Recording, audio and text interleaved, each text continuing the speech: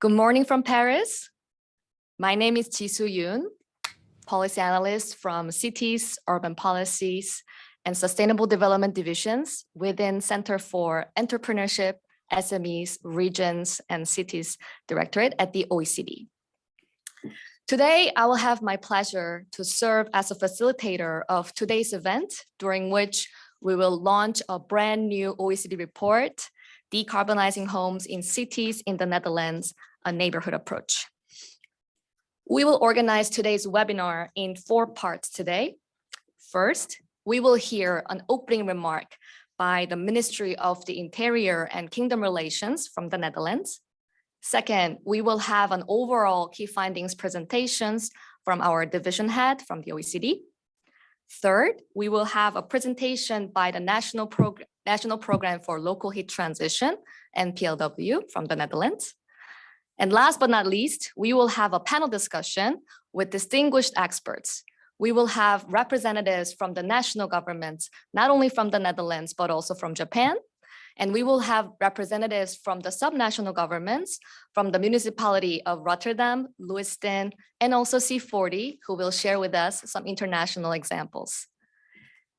I really thank you all today for joining us. Today, we have about 250 registered guests in this webinar. I really welcome you all. You are all over the world from North America, Europe, and Asia. I highly thank you again for joining us. So before I begin, a very quick words on housekeeping. So today's webinar will be recorded and will be shared on our official website. So please encourage your network to watch our webinar after this launch event and share our report.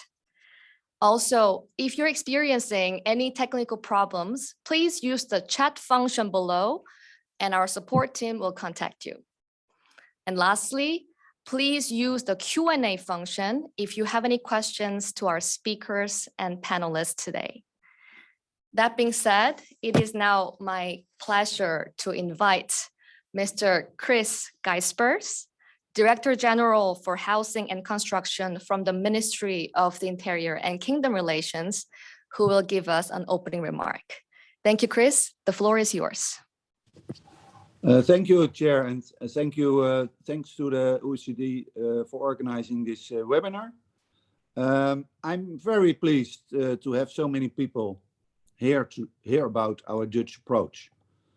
Reducing net carbon emission in homes is an enormous task which we are facing in the energy transition. Leading up to our common European goal of carbon neutrality in 2050, we also have the ambitious intermediate goal of 55% reduction by 2030. In the Netherlands, this means renovating 2.5 million of our 8 million homes before 2030. It's a huge task if you consider that we are just 7 years away from this deadline. Evaluations are an important tool for achieving far-reaching and complex long-term goals. Therefore, we are excited to be approached by the research team of the OECD to use the Dutch neighborhood approach as a case study for their newly developed framework for decarbonizing buildings on a regional scale. We are truly grateful to the OECD and especially the researchers Takeshi Miyamori and Ji-Soo Yoon, and I hope I pronounce your names correctly, for the immense energy that they have put into learning our policies, visiting municipalities to talk their experience with gas-free pilot neighborhoods, and analyzing the findings and consolidating them into a report we will hearing about today. While the energy transition strategy is a national task, we believe that the local governments are best equipped to implement the policies.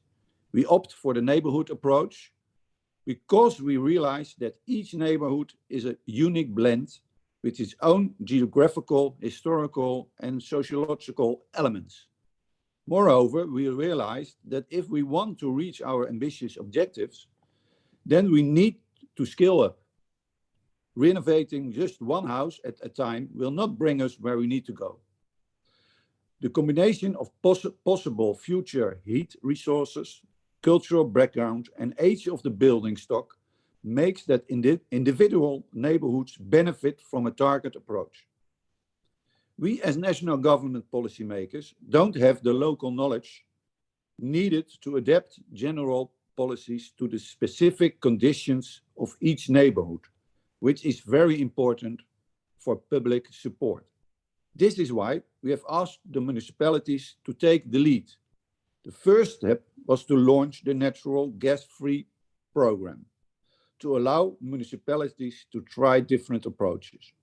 The lessons learned can now be applied to other neighborhoods.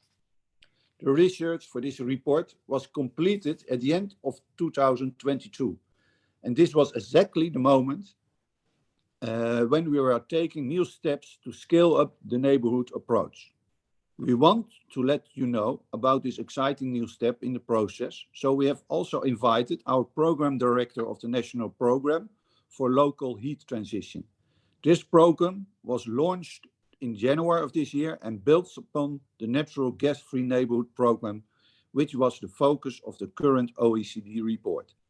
It aims to scale up the neighborhood approach, spreading the resources equally among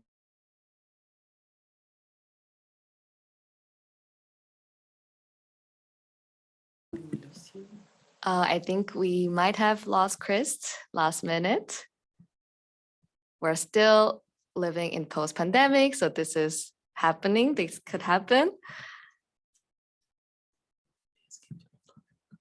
Yes, Chris, could I ask you? Oh, I think he's back with us now.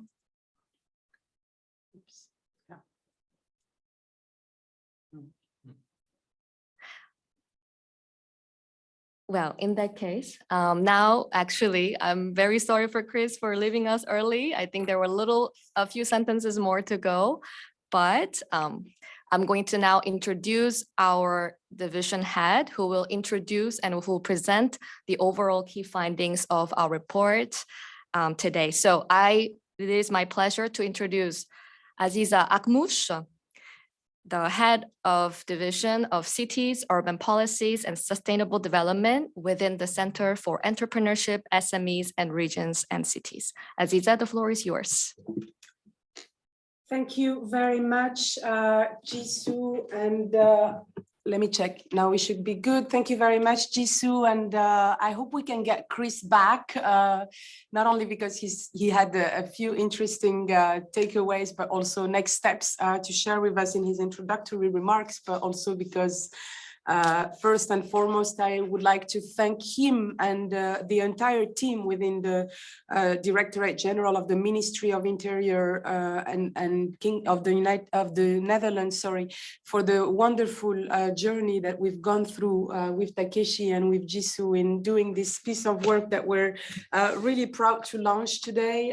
This is the first ever country-specific report of the OECD on decarbonizing homes at subnational level, and I see Chris is actually back, so we'll wait for a second until his microphone is restored, and once this is the case, maybe I'll hand over the floor back to Chris. I understand you had a little technical issue, Chris. Yes, as well. Good. You have the floor to finish your presentation, sir, and then I'll take over for the presentation. We stop sharing the screen.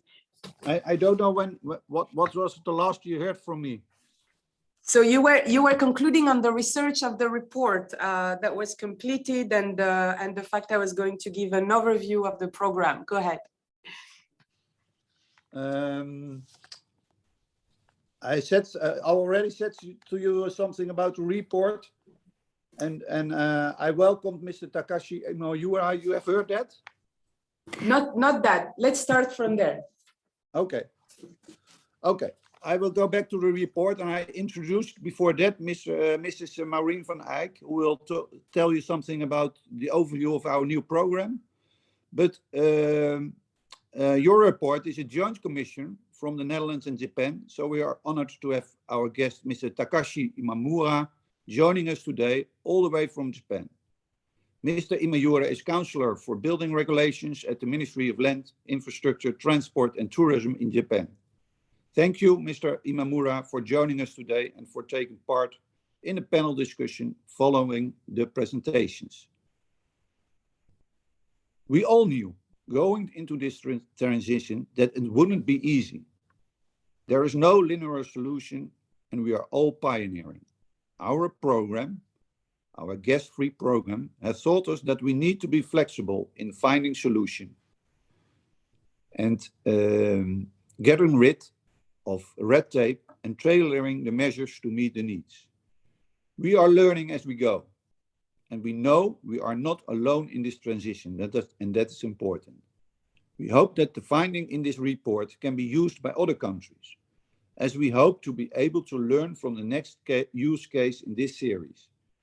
We still have a long way to go, but the steps we have made until now are laying the groundwork for accelerating the transition. In the terms of the report, we have started, we are scaling up, and now we need to speed up.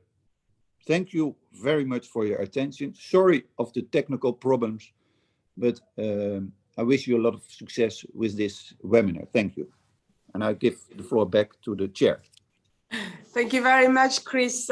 Chris Kuspers, who is the Director General for Housing and Construction within the Ministry of Interior and Kingdom Relations of the Netherlands. And I was actually starting the presentation of the findings, commending you and your team on the beautiful work that we have completed together, saying this was the first ever OECD country-specific report on decarbonizing buildings at the subnational level, and you rightly emphasized the source of inspiration that this can provide for other OECD member countries, and we hope we'll have a pipeline of countries that will open the books in the very way you did, with a very humble position, and share also their wisdom of how they've been transitioning on the decarbonization agenda. So it's really my pleasure now, with big thanks to Jisoo and Takeshi for the excellent work and all the counterparts in the Netherlands, but also our champion country in Japan for spearheading from the onset this agenda at the OECD on decarbonizing buildings, and in particular looking at the role of subnational governments in doing so. It's really my pleasure now to take you through some of the findings of the report, and maybe I'll ask that we put the slides back on the screen.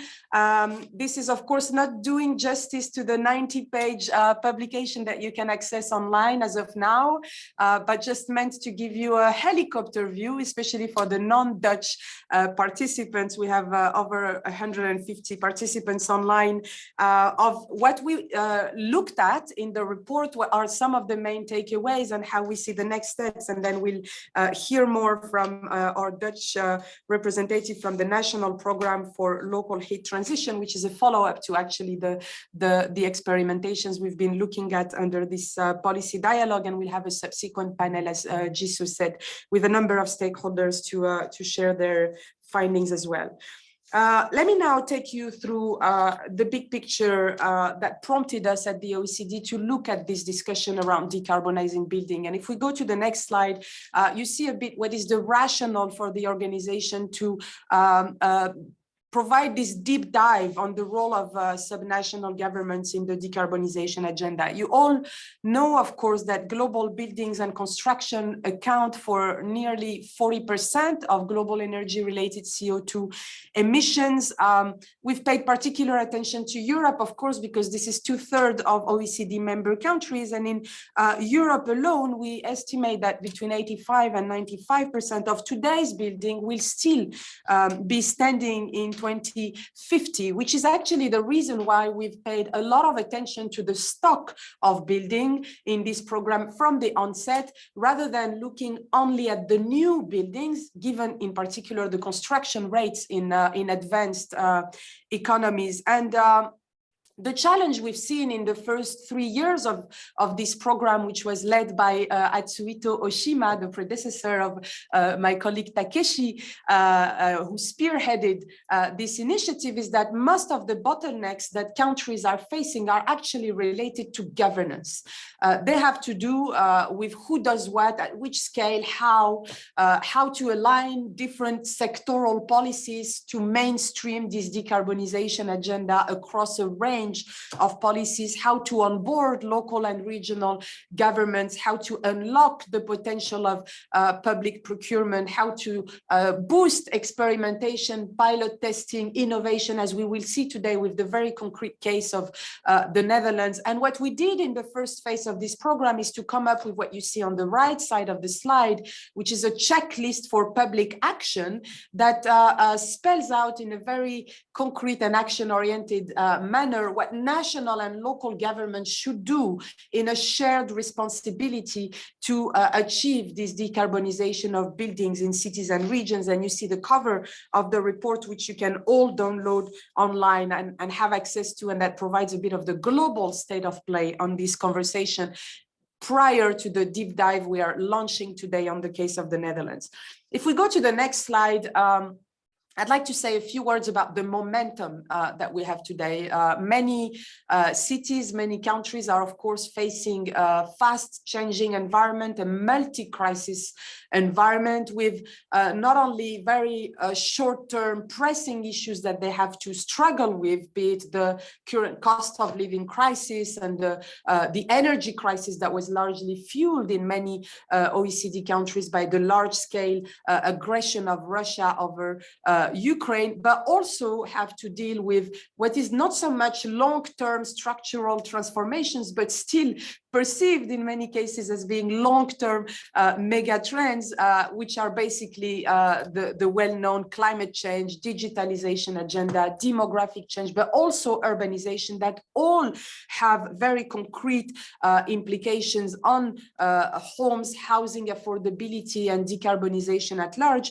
but also provide, especially in contexts of crisis, windows of opportunity to tackle these issues. And we've seen, for example, how climate change has become more central to most governments' policy making, and the increasing number of commitments that are made either at subnational level or at national level to transition to a low carbon economy or a net zero economy, looking only, for example, at the national determined contributions that are targeting the building sector. We see that they're more than the double in the updated pledge of the 5-year cycle than they used to be in the past. So there is a momentum, and we see interesting initiatives at the supranational level with the Renovation Wave strategy, the flagship initiative of the European Green Deal. We see also in the post-COVID recovery strategies a number of national recovery and resilience plans that are featuring very concretely the decarbonization of buildings in their strategy, with funds that are estimated to be around 8.4% of recovery and resilient facility funds being allocated to innovation renovation activities in the European Union only. So we see a momentum, let's say, where planets are somehow aligned. And the other side of the equation that we are insisting very much at the OECD is to say there's not just the cost of inaction.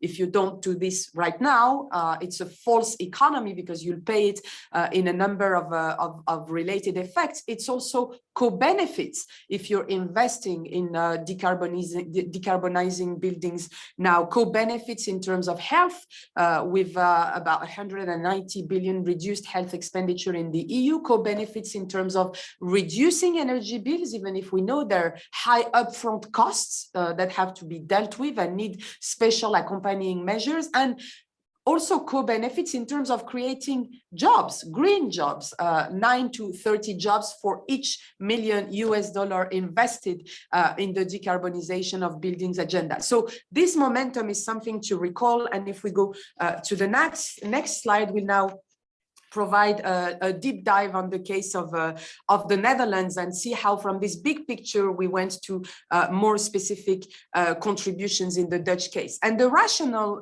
for decarbonizing homes in the Netherlands, which is very consistent with the global landscape that I've just depicted, is that there is not only a threat, or let's say a source of vulnerability, which is that the Netherlands is the most dependent on natural gas for heating among the 27 EU countries, with 90% of homes in the country that are heated with natural gas, but also 20% of natural gas demand that is imported from Russia. So of course, the latest events have prompted, let's say, accelerated actions to phase out, let's say, those components of fossil fuel subsidies. But on the other hand, we have also a very ambitious program that is in place, which is aiming at 1.5 million natural gas-free homes by 2030, which is around the corner. We have 6-7 years to go, with action both on the supply and the demand side. And you see on the slide the types of policy instruments, actions that are targets that are lined up for that, generating renewable energy, of course, with rooftops, solar panels, but also switching to energy efficient equipment with 1 million hybrid heat pumps as a target by 2030, reducing energy demand with the objective to insulate 2.5 million homes, and switching to more sustainable energy sources with district heating for 500,000 households in the country. So this combination of vulnerability, but also proactive policy lends itself to a very interesting deep dive and case study to basically frame for other countries that could be inspired what are the incentives put in place, what are the achievements today, and some of the next steps that are considered. Now, on the next slide, what we do is to recall something that many of you know very well, which is that when we talk about decarbonizing homes and buildings, we have to deal with a huge territorial disparity. Territorial disparity across cities, sometimes within large agglomeration areas, that of course justify why we need to have very locally tailored actions and support of the national government and shared responsibility across levels of government. And this applies not only to locally available heating sources, as you see on the slide, but also to the differences that relate to energy efficiency of the housing stock, to the different conditions and determinants of energy poverty within and across cities, and to the capacity that actually city administrations, based on their size, have. And you have there some of the data that show you the spread, let's say, the difference within different cities, or from some cities and the national average in the country. And this is why, if we go to the next slide, the role of cities and regions is very important. It's very important not only because they're closer to citizens and they have an essential role to play to secure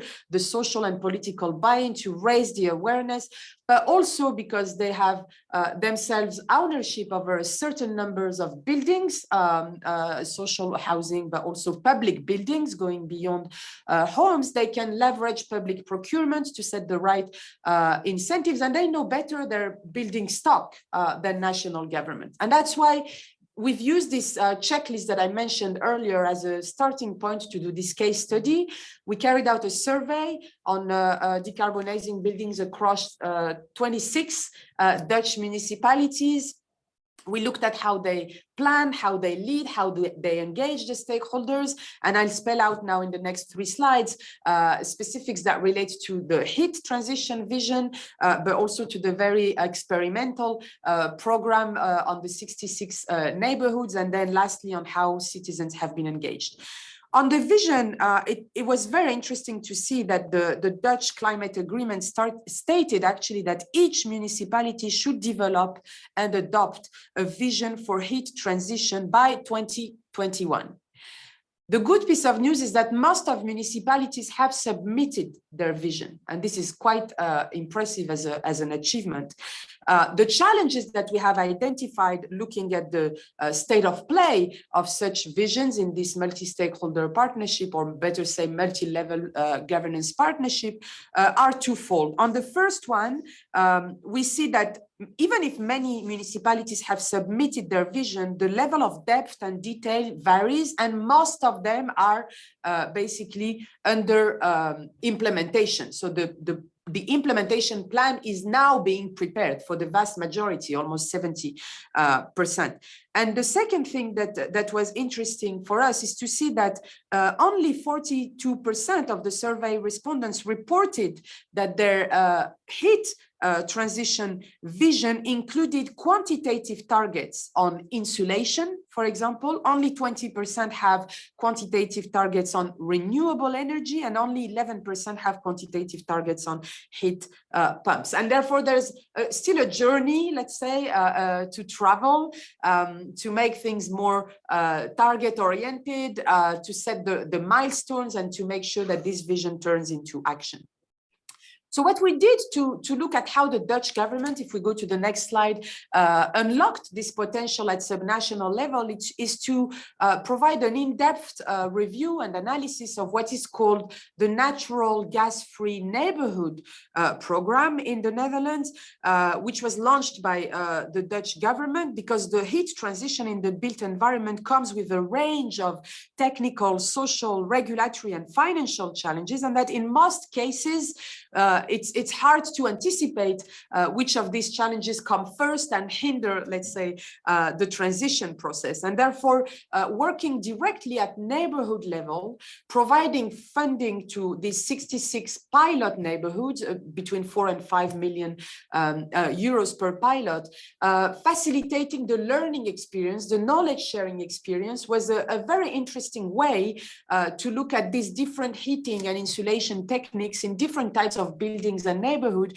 to build consensus at the very, very local level. You have an example here of the neighborhood of Zandweert in the municipality of Deventer, and to see basically how to align different constituencies at the very local level and make that transition happen. And that's, if we go to the next slide, actually the beauty and the very rational for what we call a neighborhood approach. In the next slide, what you can see is that based on the actual survey that I mentioned earlier, when we ask municipalities what's in it for them, what this program brings to them, there are two main specifics that come up. The first one is that there is this similarity within the same building stock within a neighborhood that creates a profitable business case for companies, as is the case, for example, of district heating. And the second one is that the neighborhood scale also enables or facilitates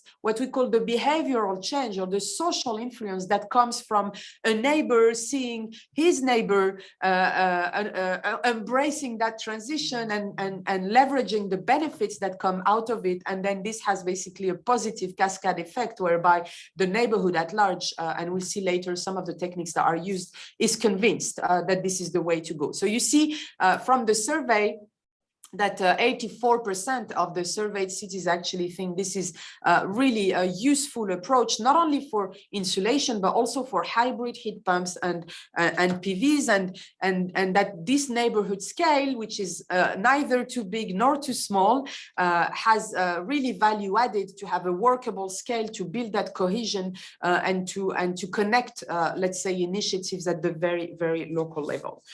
Now, if we go to the next slide, I'll take you through some of the achievements, or let's say benefits, that were reported by the different constituencies that we interviewed during this 2-year policy dialogue and the survey findings.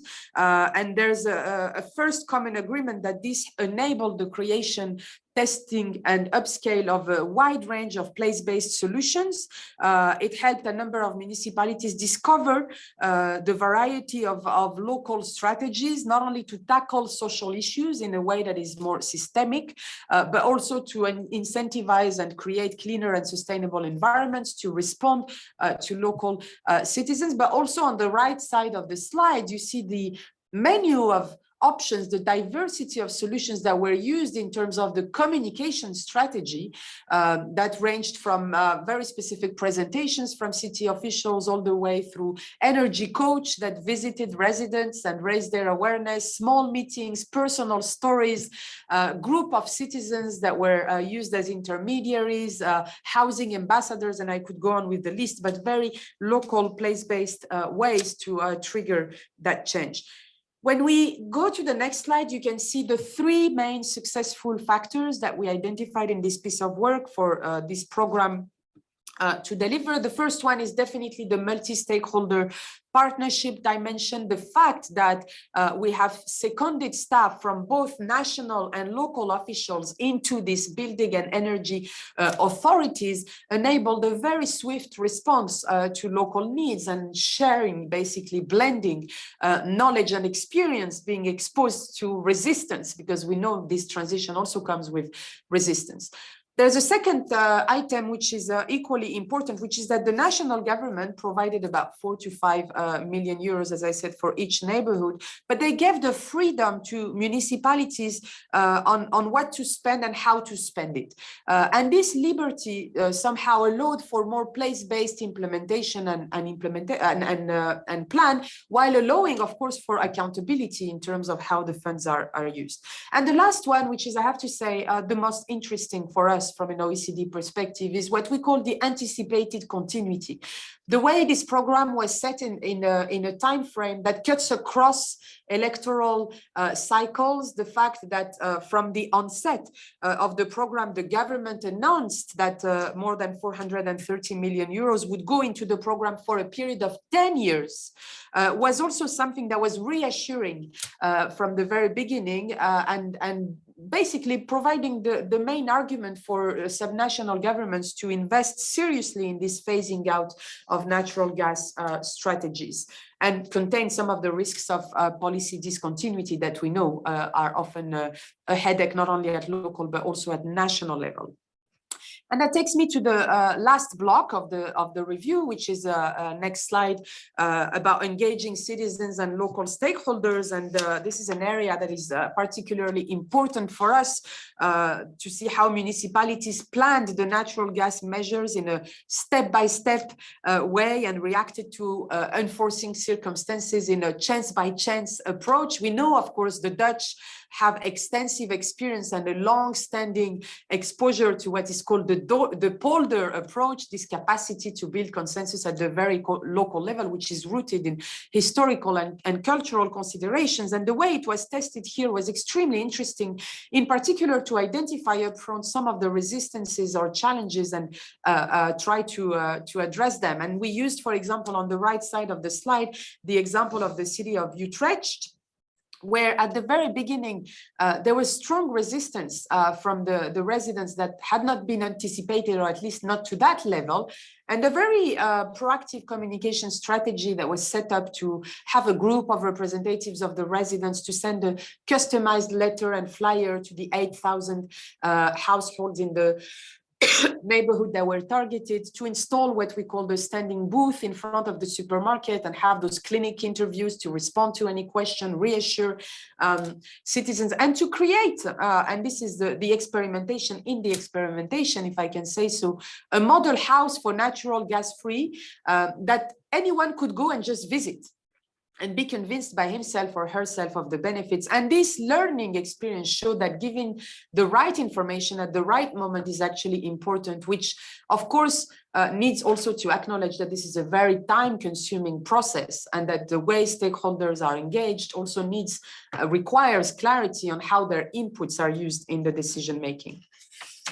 Now, if we go to the next slide, maybe one addition that I find important to remind as an enabling factor is that there's definitely room and value added for strong political leadership at the local level, but equally essential value for a national level type of commitment and incentive. And I think this multi-level responsibility in the case of the Dutch approach, a very neighborhood approach, but a program that is incentivized by the national governments with funded that are assigned timelines and and dialogue processes that are set accordingly then proved to be quite effective in the implementation phase. And now that takes me to the last slide, which is basically summarizing the main recommendations that the OECD provides in this report.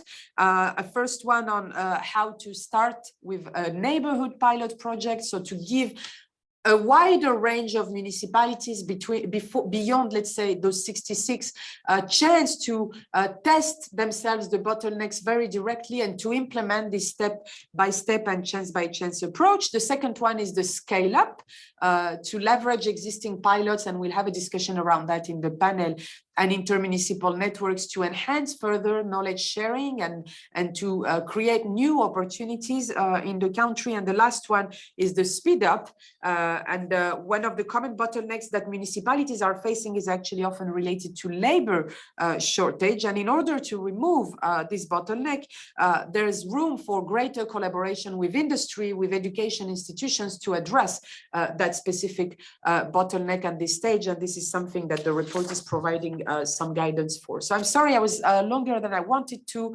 Again, a big thanks to the team, to the drafting team, but also to all the stakeholders that either participated in the survey, welcomed the OECD delegation for interviews, reviewed the report and providing valuable comments, and looking forward to the subsequent discussion. Thank you so much, Aziza. And now I would like to introduce Ms. Maureen van Eyck from the National Program for Local Heat Transition. The floor is yours. Maureen, you're muted.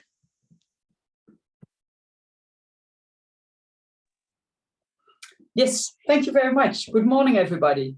Can you please share the slides, Yisu? Thank you. My name is Maureen van Eyck, and I'm the director of the National Program for Local Heat Transition. And I'll tell you something about the program. We just started in January with about 25 people working on it. Next, please. Yes, thank you. The program consists of about 2 programs who were working already. That's the PHW program you just heard a lot about, and it's really good for me again to hear what you found out with the consultations you did, because the PHW really gives a lot of knowledge what's working and what's not working. But we also had another program working, which was the Expertise Center Heat, also working for the front runners, and was there for a lot of technical questions which were asked, and they make fact sheet, help desk, and frequently asked questions support. And now the NPLW is working for all municipalities in Holland, which are 350. And we have a lot of them, which are not as far as the 59 cities or municipalities who had the 66 testing grounds. So we're really visiting all of them. We already visited 280 cities the last couple of months, and asking what they need to speed up and scale up. And while some small city were telling us, the last one, the Southwest Friesland, told us we have 90,000 inhabitants, 89 residential areas, villages, and 19 independent energy cooperatives, and only 1 or 2 persons working on it. So please help us to learn how we can scale up and speed up. And probably we have to make about 89 implementation plans as well for every region one, so everyone feels himself heard or talked about. The next, please. Our goal is to help the municipalities in their directing role. So they, the planning role they have, where everything comes together and where the work needs to be done in the local heat transition. And we help them to accelerate and scale up to gain the goal, which you already have heard, making 1.5 million homes and other buildings insulated or decarbonized by 2030. Next, please. We are an intergovernmental program, as the other one was, by the Union of Water Boards, the Ministry of National Niveau, the Providence, the building societies are with us, the national government again, the infrastructure, and the VNG, which you can see, which represents all the municipalities. We all work together in the program, and they help us look if we're doing the right thing or if we need to adjust some parts in the program. Next, please. We have 5 core tasks. To the left, you can see how we really, oh, can you put, Yisu, can you put a text around it, please? Yes. The knowledge, the excellent perspective you see on the left. So we work with the knowledge which are gained by the 66 pilots and other cities. And we want to give an excellent perspective. We're signaling what's going good and what needs to go better, and we put it on the agenda. We stimulate regional collaboration. And on the right, you can see the communication and the disclosing of data and monitoring. And I'm going to tell you just a bit more about it in the next slide.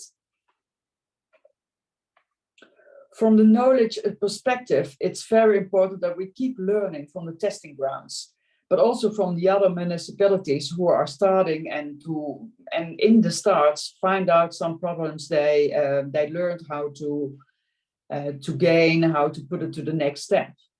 And this is under the 6 topical issues we always see: the control and organization, how to work together with the organizations who are who work on the public space, and you're not going to do this alone on the carbon neutrality. You have to work together with the other organizations.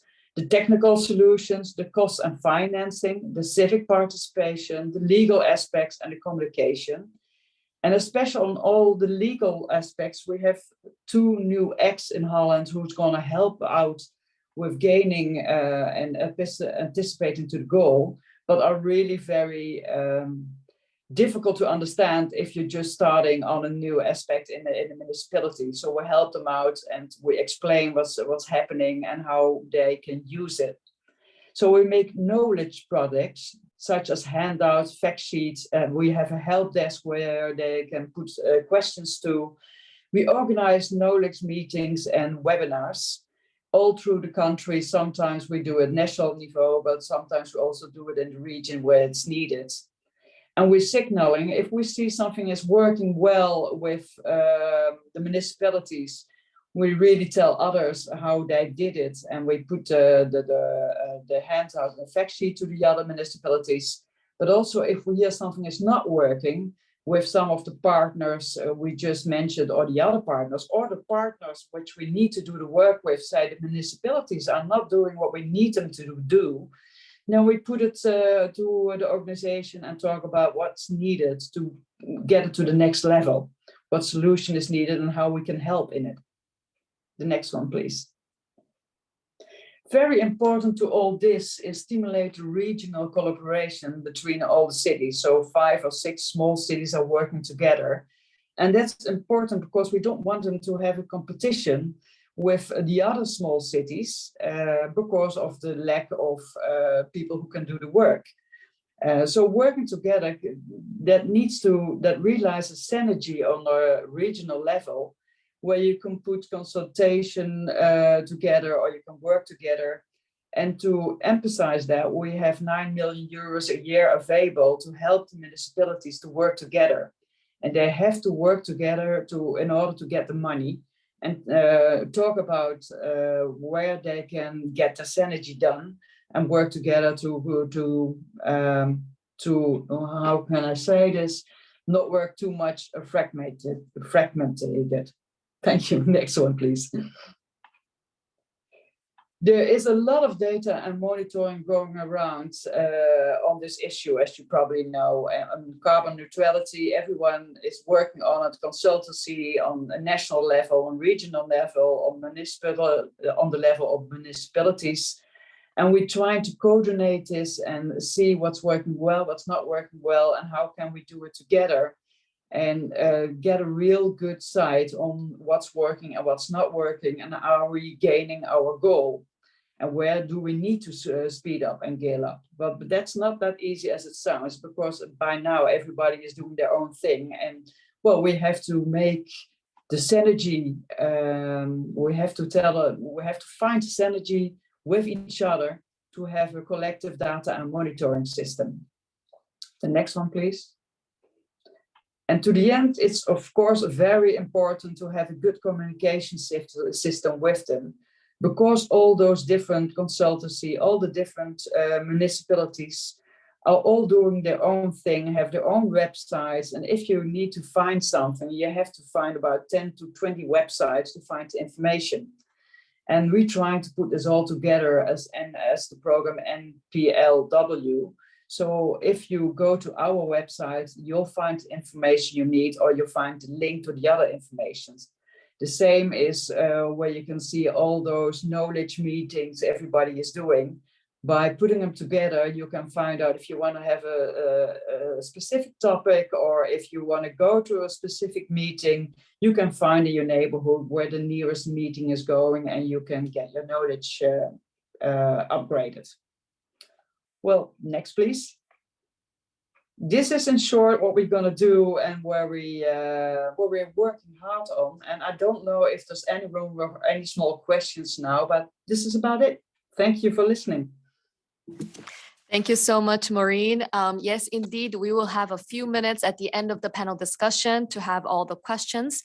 However, we're behind a little bit of the schedule now, and I already thank Robert and Lydia for answering the questions. I could see that you are answering the questions with the Q&A session. So for those questions that are not able to be answered at this moment, we are happy to continue our discussion after the webinar with our email exchanges. So now I'm very happy to move on to the panel discussion. We will have distinguished experts to exchange ideas on decarbonizing homes in the Netherlands, and this panel discussion will be moderated by Aziza. Thank you, Jisoo. And let's get into the discussion now. We have a great list of panelists lined up, a very diverse one, as you can see on the screen. Our colleague Takeshi Miyamori, who's Senior Policy Analyst at the OECD and the lead author of this report we're launching today.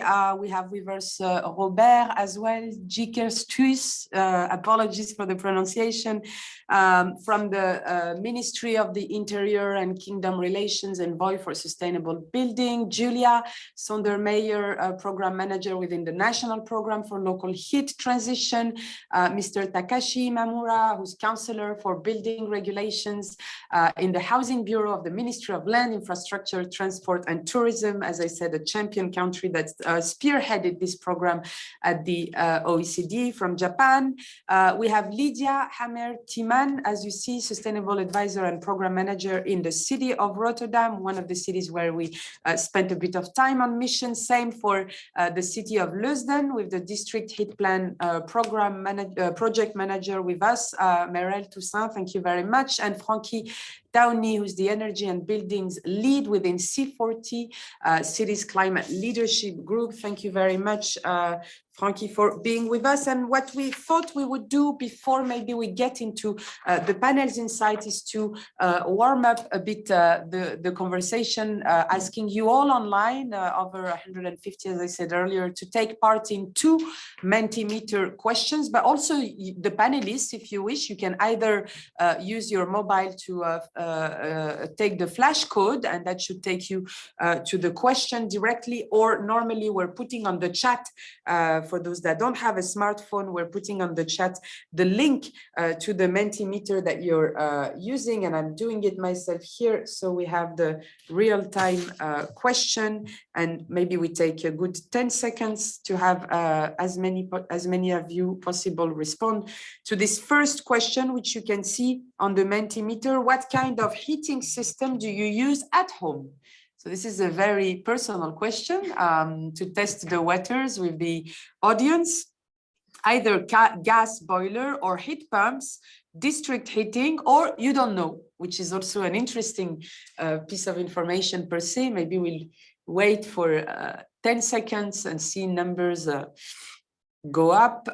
If you missed the flash code because it's no longer on the screen, then go to the chat and click on the link that is provided so that you can access the survey. So we see numbers are going up. Anyway, we will let this go a few more seconds, but the vast majority, from what I can read, goes to gas boiler. Interesting, and that sets the actual rationale for the conversation we're having here today. Thank you very much. Now, maybe we'll go to the second question.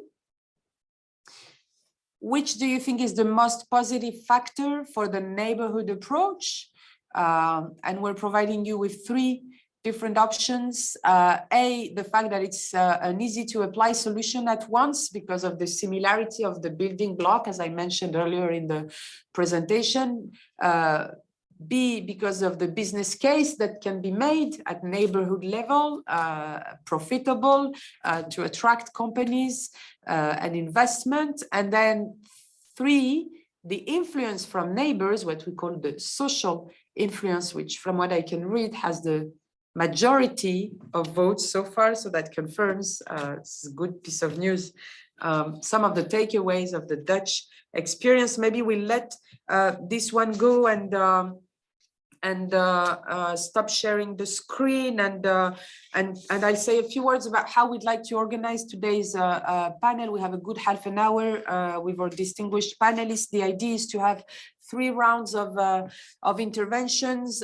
Feel free to piggyback on any of the questions in the Q&A that has not been answered yet and that you feel you're qualified to respond. If you wish to add to the question I will be asking you.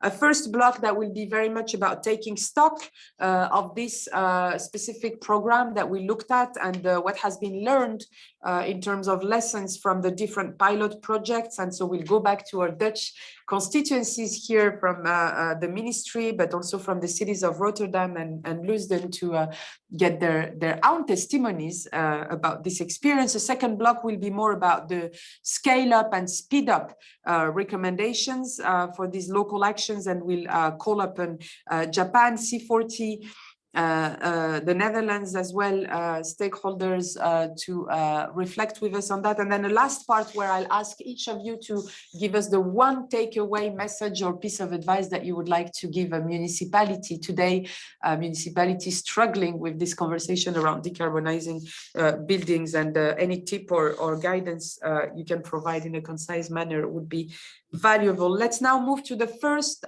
block, the stock taking, and maybe I'll start with you, Robert, from BZK. Why was this neighborhood approach so important? What are some of the successful elements that you used from the national level to deploy it, and what are some of the lessons that you've learned as national level representative from this piloting? You have the floor, Robert. Okay, thank you. Oops.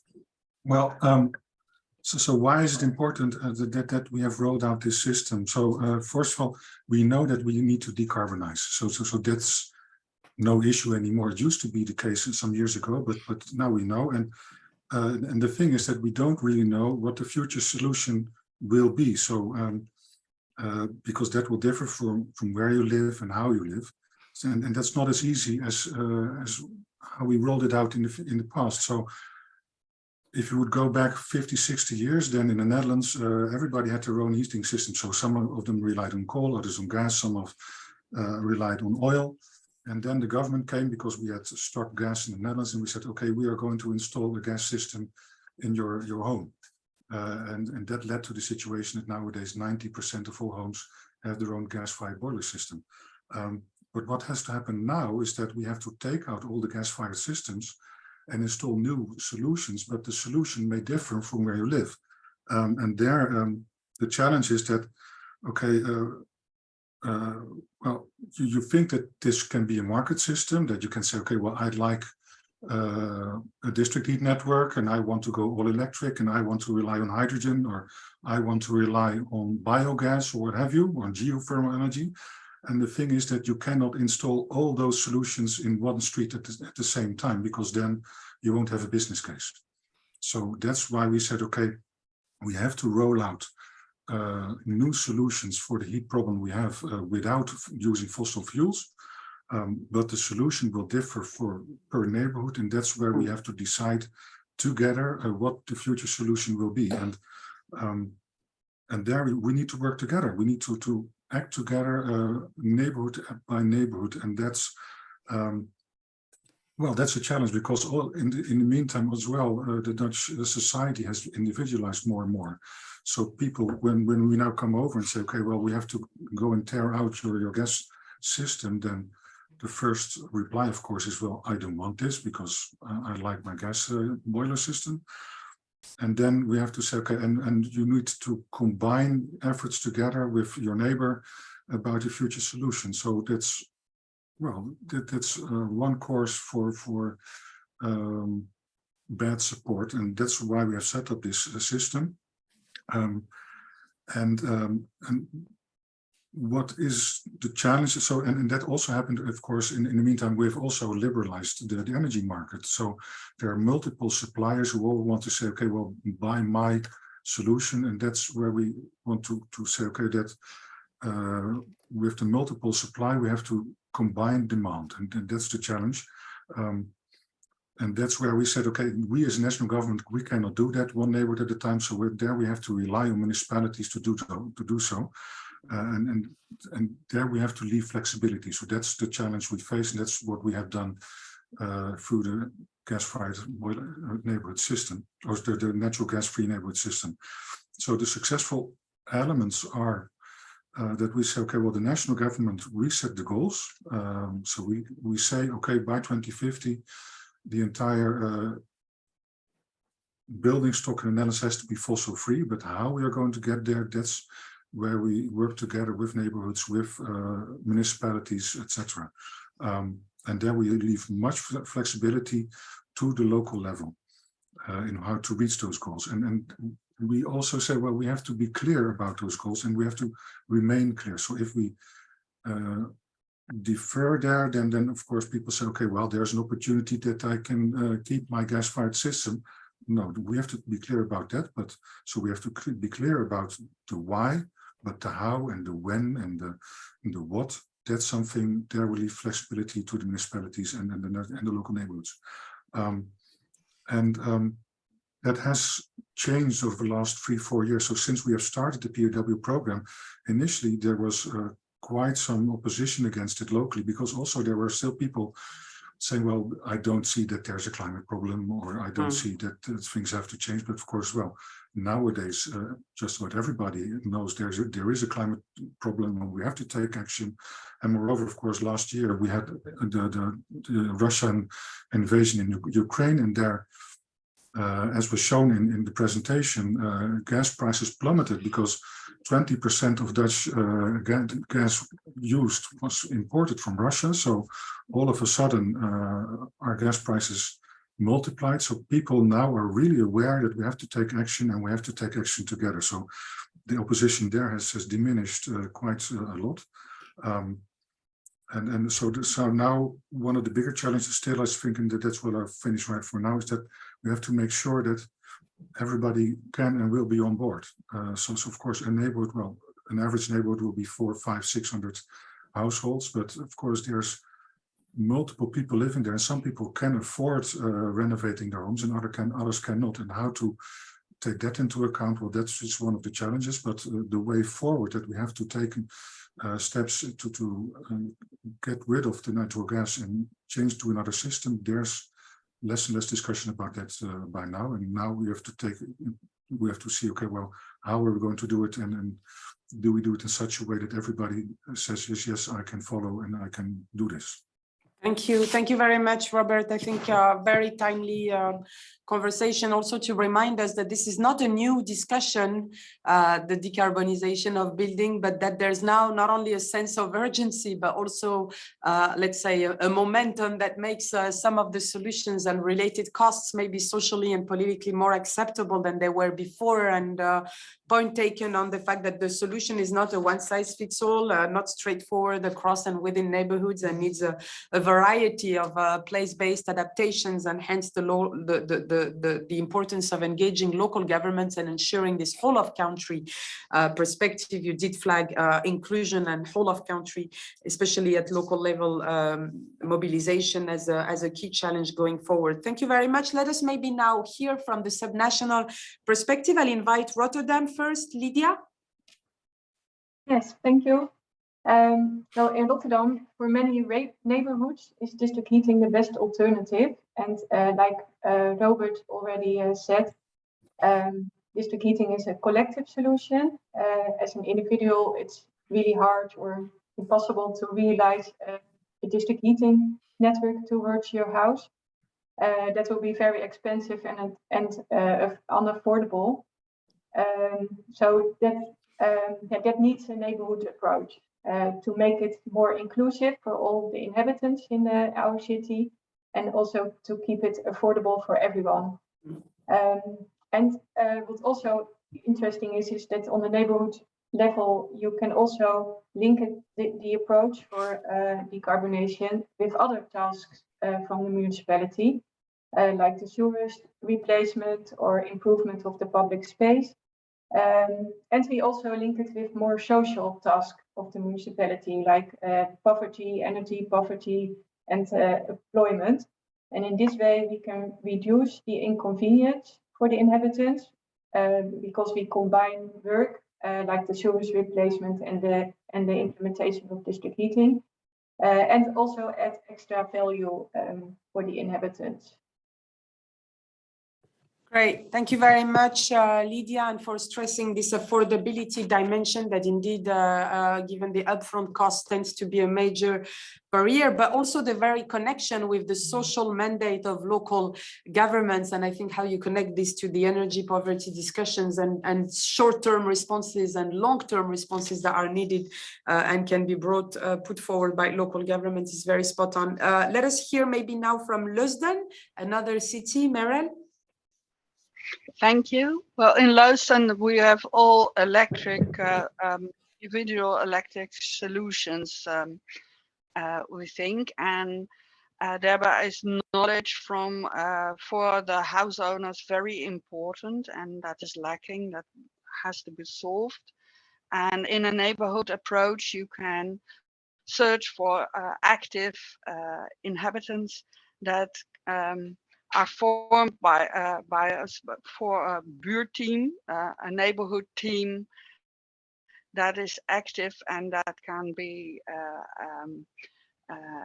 spread knowledge and good examples. It's all about trust, good examples, knowledge, and social influence, in fact, in Leusden. So that's why neighborhood approach is very important, and the success factors are that those people in the neighborhood team are becoming ambassadors and spread their knowledge and take a lot of tasks from us, from the government, that otherwise should be done by us. So organize social events with information about the sustainable measurements that has to be taken before purchasing a warm solution, a heat pump or something like that. Great, thank you, Meryl. I think the role of intermediaries, advocates, champions, as you call them, ambassadors, that is enabled at neighborhood level to create emulation and help scale up is very interesting for this people-centered approach that you are advocating for in Leusden and other municipalities. Maybe I turn to my colleague Takeshi now to see if he has any insights from these takeaways. Yeah, so thank you, Aziza. So I believe the Dutch pilot project were innovative, not because it tested high technologies, but it tested the process of the transition. So as Robert mentioned, why, when, how. So the municipality tested this process. So municipality of Skidam faced a strong objection from the residents in the beginning phase. One of the officials told us that their initial approach was too technical. So they changed their strategies and started to listen to their residents. Yes, we need technical support for the municipalities and residents. Indeed, the Dutch agency, PVL, and Municipal Association, BNG, provided data tools to support municipalities. A lot of them developed data-driven what map and when map to show what is the most affordable energy source for each neighborhood and when each neighborhood will start the natural gas-free measures. These tools help them mitigate the uncertainty for the citizens. Yes, we need financial support from the government. Our survey results shows that the most effective support from the national government in the PAW were number one, funds 80%, knowledge and learning programs 70%, and PAW website 50%. But it is important for the first step to struggle with the local stakeholders to find out their needs. So technologies and finance cannot alone achieve energy transitions. This is what we learned from the Netherlands. So we need to integrate policies, tools by taking into account both social and local aspects. So the Dutch case is a very good model for the multi-level governance. Thank you.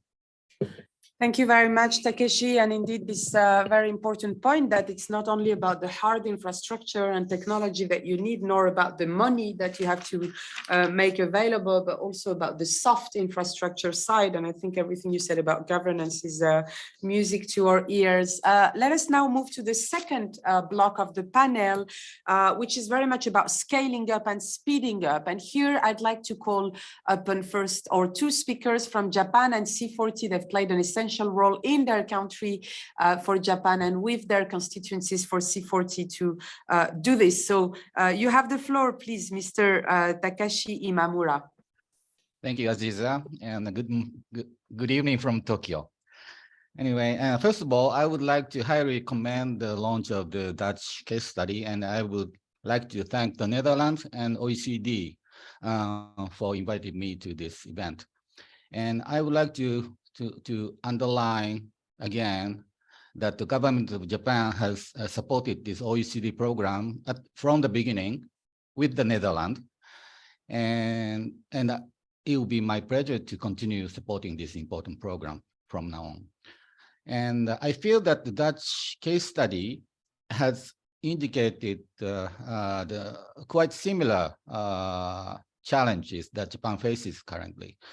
And one of the biggest problem is the decarbonization of existing building, also here in Japan.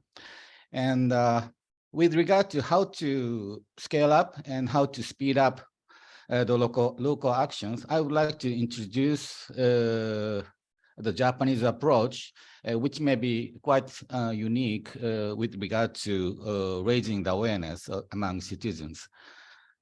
In the past nearly 10 years, our Japanese government has implemented study on the relationship between the building envelope insulation and the health of residents, medical health of the residents.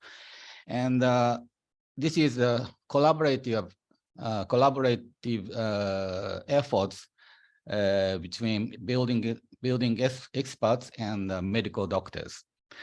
The researchers have concluded that energy saving renovation would significantly reduce the blood pressure of elderly person in the morning. And we have many other medical co-benefits with the scientific evidence. So I think it is very important to disseminate such co-benefits, because homeowners may not be interested enough in the global warming issue or energy saving itself. So in Japan case, we have created mangas and cartoons to provide such information to students, and which can be used not only by building officials or architects, but also used by medical doctors and health and welfare department people. And So I think this approach is in line with the WHO guideline that strongly recommends that the indoor housing temperature should be 18 degrees centigrade or higher in order to protect the health of people during the winter time. So I think, this kind of approach regarding the awareness raising is also important. That's it from me, and congratulations again from Tokyo. Thank you. Thank you very much, Mr. Takashi Mamura, not only for your unwavering support to the work and the commitment to continue to support the work, but also for these very interesting examples that you provided, not only on the scientific evidence base that you're pushing forward to document some of the cost benefits in terms of health in particular, but also for the very user-friendly ways of raising awareness. You mentioned mangas and cartoons, and I'm sure this is way more appealing than an OECD report. So we probably have to do our own homework as well in terms of how we take these findings to the next level. Thank you very much. Let me now call upon Frankie from C40. Frankie, you have extensive experience in this field as well and done really great things with your constituencies. You have the floor. Thank you. Yeah, so thank you for inviting me. So for those that don't know C40 Cities, we're a climate leadership organization with the largest cities and most ambitious cities in the world tackling climate change, with 50% membership global north and 50% membership global south cities. And we have very high leadership standards that our cities need to meet. So we work on scaling up and speeding up local actions in the residential sector. And I think local authorities or cities really know their residents very well. They're the closest level of government to them and have unique local knowledge on the building stock, on the supply chain, and importantly, where the most vulnerable are in their community as well. And cities are really using this to connect with their residents and co-create solutions to decarbonize their buildings. And I would say, what is great about this Dutch example, and I think especially comparing it to other cities around the world, and there were lots of things I like, but in particular, I think the focus on that national and city level collaboration is really effective, as well as the explicit focus on gas phase out, which is still an argument that needs to be won publicly and politically in other areas of the world, unfortunately. I mean, and I think a great similar example to what Takeshi was talking about, from my experience working globally, is Portland, Oregon in the US. They wanted to create building decarbonization roadmap and ideally bring in mandatory sort of regulations to phase out gas and to phase out fossil fuels. But they knew they had quite a lot of broken trust in the communities, and they wanted to give a voice to communities that had previously not been very engaged in the climate conversation, particularly those Black, Indigenous, and people of color communities. So they, with support from a partner, they mapped out over 100 community organizations, and they used one of those as an anchor partner to host training sessions and really build capacity within the local community. Sounds very similar to what a lot of the Dutch local governments are doing. And after that initial work, that and part of that process, the city learned to give as much value to the community experience and their lived experience as they were to that technical side. And they paid for community members' time to be part of the consultations and part of that process. And after the initial work, that partner organization that they were working with actually went off on their own and formed their own community that still worked very closely with the city, called Build Shift.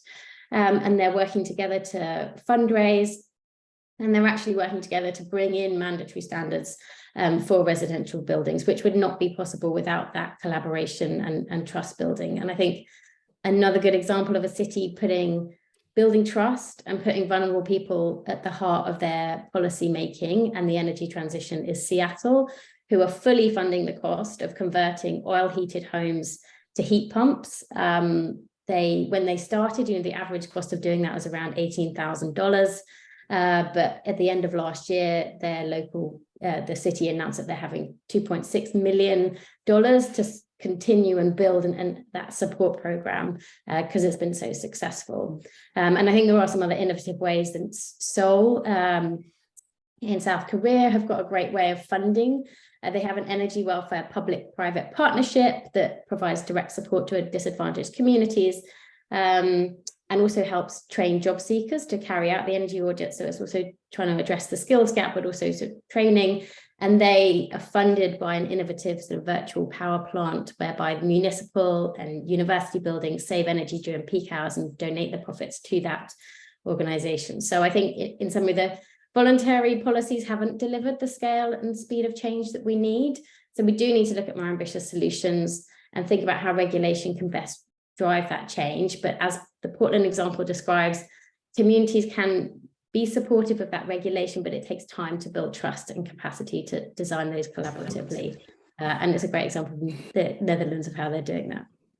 Thank you very much, Frankie. Very important to recall this balance between the stick and the carrot. Indeed, it's not only about incentives, but also about regulations to abide by commitments and national or supranational frameworks that are set in place. And for also reminding us that not only do local governments know better their building stocks, but they also have a much more granular understanding of the socio-economic conditions and vulnerabilities and realities in their places, and therefore they can target these social accompanying measures in a way that is not placed blind, on the opposite, that is very much demand driven. Thank you very much, and thanks also to Saskia and Robert, who are very active responding to the questions online. We still have a few of them pending, and maybe I'll ask one of them to our next speaker. I'll invite now Julia from NPLW to step in and to share with us how they're supporting this scale up, speed up agenda. But there's also a question in the chat, Julia, if you can embrace both questions at the same time, which is about whether you did consider including non-governmental partners aside from AEDES in the program structure, for example, umbrella organization for energy cooperatives. A question for from Mr. or Mrs. Walsh online, if you can try to respond to that one and then share with us your scale up, speed up initiatives from the national level. Well, thank you for inviting me. Hello from the Netherlands. I work for the Network Program for the Local Heat Transition. And yes, one of the keys about the 66 pilots already heard, it's not only a technical, financial or administrative challenge, it's a social challenge. And that's one important lesson. And you asked me how to scale up and speed up. We want to share the experience and the lessons of all the different pilot projects with all the Dutch municipalities. We do that by, first of all, we organize a lot of networking meetings for this purpose. We also, for example, organize master classes or community of practices. The second thing, we make a lot of different knowledge products. For example, a participation guide or fact sheets with technical solutions like hydrogen, biogas, hot and cold storage, geothermal energy, aquathermal energy. And we make products like this. This is the journey from a municipality to national gas-free. All steps have been worked out. And we make things like this for the municipalities. As an example, yeah, everyone can use that step by step to national gas-free. And the third thing is that we want to detect bottlenecks and address them where possible, also on a national legislation level. That's what I want to say. Thank you, Julia. Any insight on how non-governmental partners are included in the overall program, or maybe you wish to defer to someone else to respond later? You can take a few seconds if you wish to. Yeah, we want to work together with all the different organizations. We want to share experiences and to learn. So this goes beyond municipalities, point taken. Thank you very much and for showing the very concrete, again, user-friendly awareness raising tools that you're using. Let me maybe take an extra minute just to go back to Meryl and Lydia in case they have very short insights. We're slightly behind schedule to share on the speed up, scale up. Meryl, you have the floor first. Thank you. First. I see two, sorry, I see two different sort of scaling up within the neighborhood and two other neighborhoods. For other neighborhoods, we have made a handbook for the neighborhood approach with different phases of participation, because what you already said, the technique is not a problem, but the social process and the participation of inhabitants. And that we use, and we see that it works. It works perfectly in other neighborhoods by us. And scaling up, you can see also within the neighborhood. You're working with a neighborhood team with active inhabitants, and they have to reach all the other neighborhood inhabitants eventually. And there we use the adaptation model of Rogers. It's a marketing tool for, and also citizens analysis as motivation and other people analysis with different kind of tasting communications, etc., to reach out to the other inhabitants.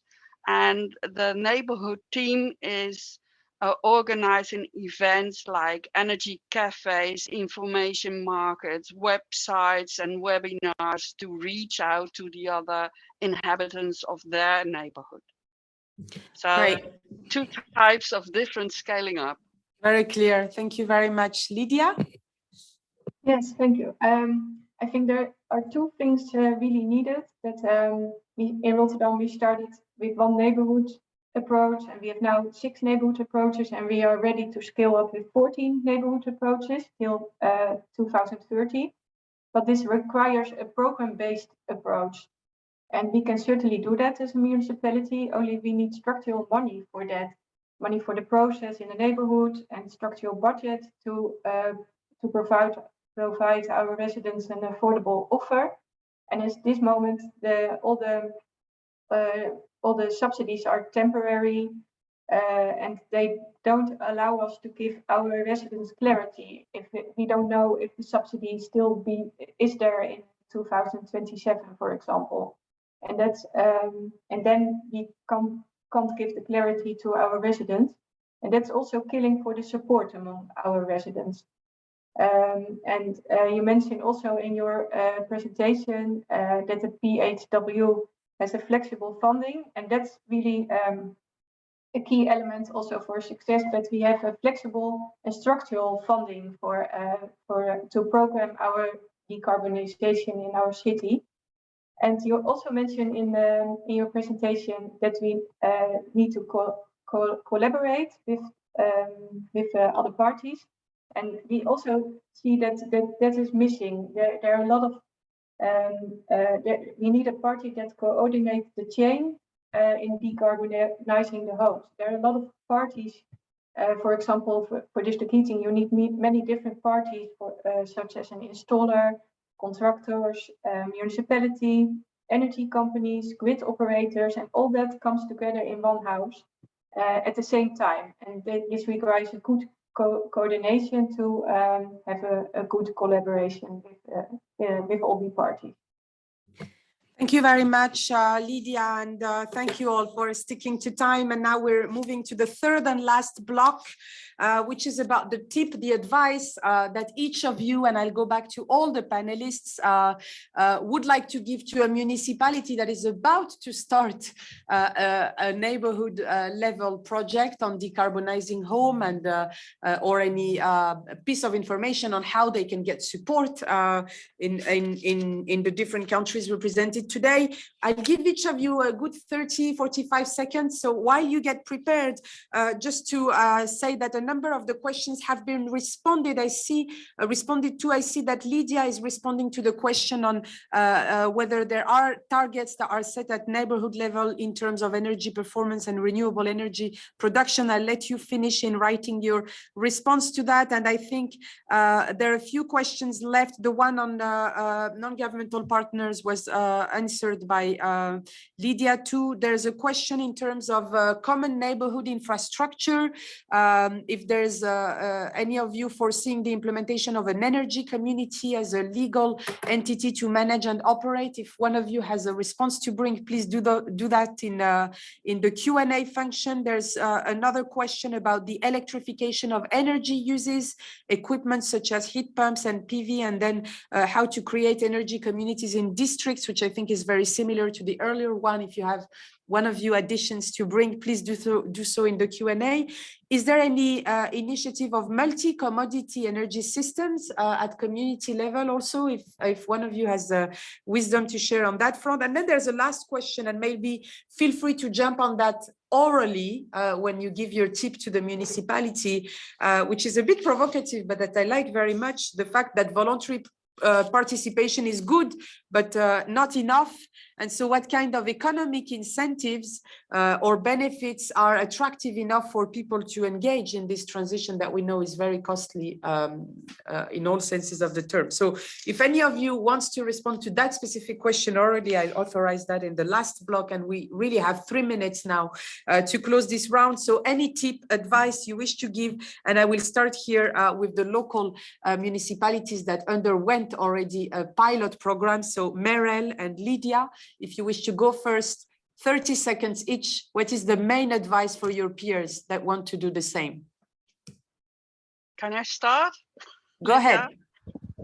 So cooperate with your inhabitants in the neighborhood completely, equally, transparent, and if you're treating yourself, because it's you and me that living there.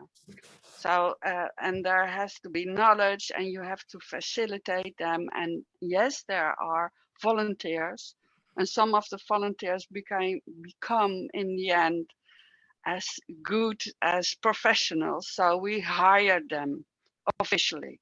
So that's also a solution for the lack of capacity. And there are a lot of bottlenecks to overcome. Just like building materials and lack of capacity for installation, what Lydia earlier mentioned. But if you have a cooperation with your neighborhood inhabitants, that's a start to begin with. Adjust to their needs. Don't tell them what to do in the beginning, but adjust to their needs and work with them completely equally. Thank you very much. Lydia, over to you. Yeah, I have 3 things in 30 seconds. In Rotterdam, we have a learning approach, so we learn by doing it. And what we learn in one approach, we improve in the other neighborhood approach. So my advice is get started and just do it and learn from it. And also a very important basis for our approach is listening to the residents. It's about their homes, and they determine what will happen in their homes. So it's very important that you investigate what makes them happy, which barriers they have to become fossil free, and how can you remove those barriers. And the last thing is also, you need to scale up and to speed up, and therefore you need a top-down approach. You can't do it just by bottom-up approach, but you also need a bottom-up. So it's doing both. You need them both. Otherwise, you won't achieve the 2030 and the 2050 goals. Great. Thank you very much. Let me now call upon Frankie from C40. Frankie, you have the floor. Your tip.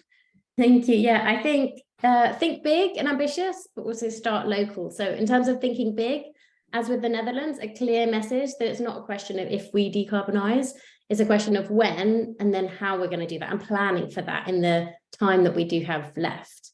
And then in terms of starting local, as the others have said, engaging locally to build capacity, early and equitable engagement, and really listening and responding is key. It takes longer.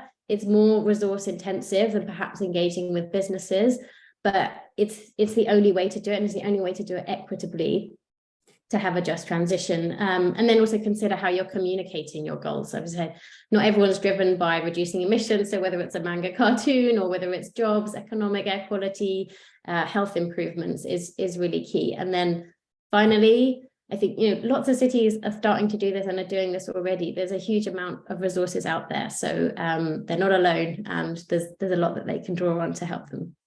Wonderful. Thank you, Frankie. Now over to Takashi from Japan. You have the floor. Thank you, Aziza.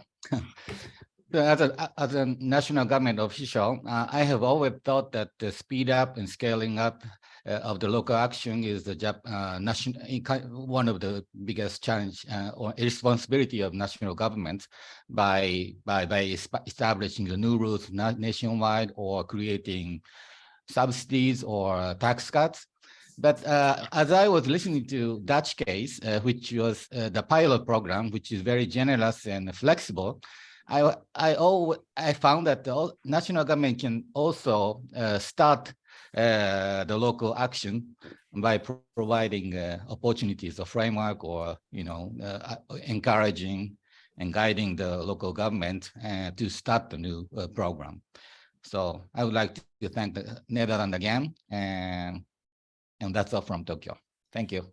Thank you so much. Julia from NPLW. Thank you. First of all, everyone has to read your interesting report. Then in the new program for the local heat transition, we continue with learning and sharing experiences and best practices that we are doing.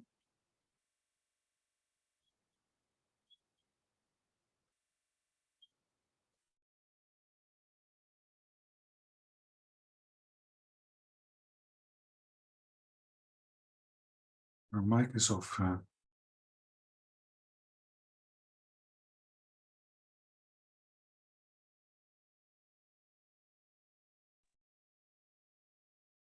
The mic is on. Go ahead, Robert, you have the floor. Well, thank you very much once more also for this nice webinar. And I'd like to echo what Julia said, just read the report because it's very well written and it's very well researched. And then one final remark. So PAW, so the program for natural gas-free neighborhoods, that they were the first mover. And this is a situation where you don't want to be the first because that's the most risky part of the endeavor, but you want to be second.